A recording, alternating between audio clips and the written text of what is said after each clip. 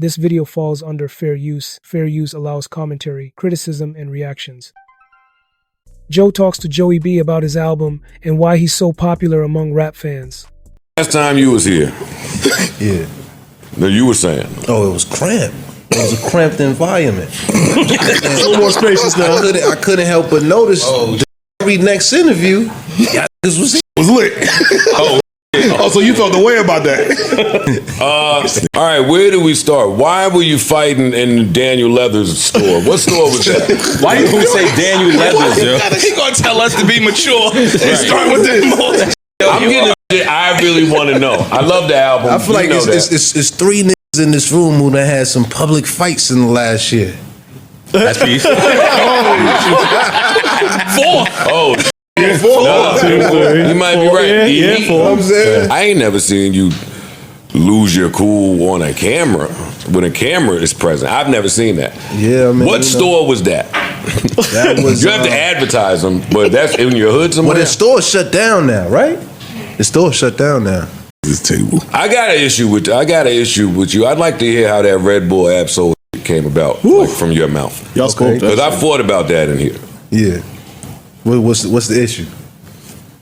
My issue was if that was sprung on him, which I don't think it was. Sprung on Absol.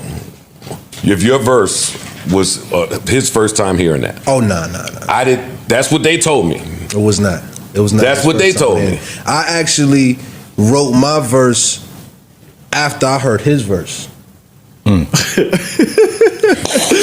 See somebody lying? Because y'all all laid that in the studio around the same time, right? Nah, so this is how it went, right? So, Red Bull approached me and, they kind of like approach one central person and then they be like, yo, we want to build a cipher, who you want to rap with type.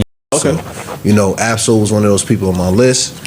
And then, Big Sean came into the equation and then boom, we was like, all right, boom, this is what we're going to do. Was that a setup? Like, what you mean? Set up how? Absolutely. Well, Ab is my man.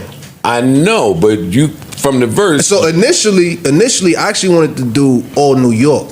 So I was trying to do like me, West Side, and like somebody else. I can't remember, but I wanted to do like a whole full New York cipher. And then schedules was not aligning or whatever. So Absol was somebody else I had on my list. They're like, yo, we're gonna reach out to Absol. I'm like, I bet, you know what, that could be cool with everything that's going on. So one night, So called me, because now he's on board, and he's like, yo, I got it. Like, we should do this thing where we kind of get at each other. And I'm like, yo, I love that idea. Let's do it. Word. Okay. Yeah, like, I love that. Let's do it. You know what I'm saying? So then he sent me his verse. Did he run that by anybody? Or was that like artist to artist kicking it? He didn't run that by punching. I don't know if he ran that by somebody. Why do you think he would need to? Yeah. I didn't say need to. I would like to know if he did. Because him coming up with that and how it turned out, Ab's a friend of the show. We love so. Facts. It turned out great though. We're going out on tour this fall too. Yeah, you I don't think that video gets the same legs if it didn't have that little. I mean, it would have still done well, but it was like massively viral. If it didn't have that little spice in it, I don't know if it would have did the same level. Yeah, I guess I agree. Perfect time too. I agree. It worked for everybody. Yeah, no disrespect. Yeah, so I heard Soul verse. You know what I mean? He sent me like a voice memo, his joint, and then I obviously see that he mentioned.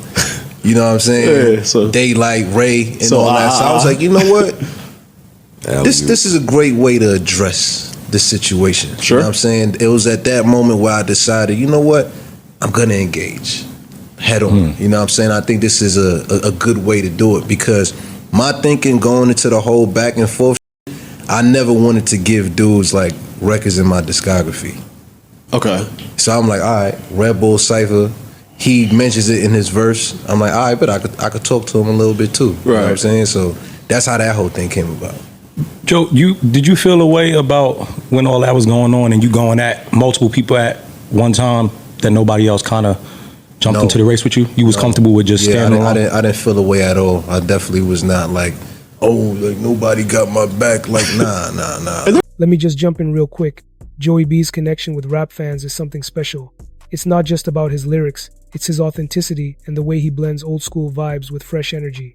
That respect for the culture mixed with modern storytelling is why so many people vibe with him deeply. There's some people from out here. that did. I mean, yeah, true. Yeah, like shout out to Kai Cash. You know what I'm saying? But sure. that, like, whatever. But I mean, not whatever, but that was great. You know what I'm saying? I'm glad that he made that display because then now He bodied put it. him on the joint too, and he bodied it. But I think for me, what I understood was, I think I had a certain control over the playing field just based off my relationships. Okay. So I knew that it was never gonna go left Anywhere field, left. and I think if somebody else would have interjected, that could have kind of made shit get a little bit shaky. You know what I'm saying? 'Cause I can't control what they saying or how this side feeling. I can control what I'm saying. You're friends with everybody that you go right. at. You know what I'm saying? Like, I'm cool. I mean, I ain't no Ray from a hole in the wall. You know what I'm saying? Like, we had a conversation now, whatever, but.